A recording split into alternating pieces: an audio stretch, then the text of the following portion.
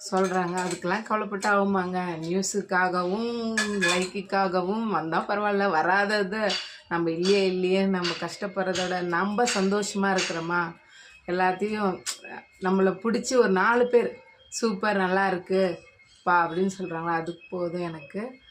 நான் இந்த ஃபோனை கையில் எடுத்தால் தான் நான் கொஞ்சம் ஹாப்பியாக இருப்பேன். இல்லைன்னா ஏதோ லீவு கிடைச்சாலும் சரி, ஏதோ ஒன்று மனசு கவலையாக இருந்தாலும் வீடியோ போட்டு தாக்கிட்டே இருப்பேன். என்ன மாதிரி வீடியோ இந்த உலகத்துலேயே யாரும் பிடிக்க முடியாது. ஒரு நாளைக்கு ஃபோனை கையில் எடுத்தால் நெட்டு தீர்றலும் போட்டுகிட்டே இருக்க வேண்டியது தான். கேமராமேன் தான் அப்பப்போ கடுப்பாயிருவாங்க.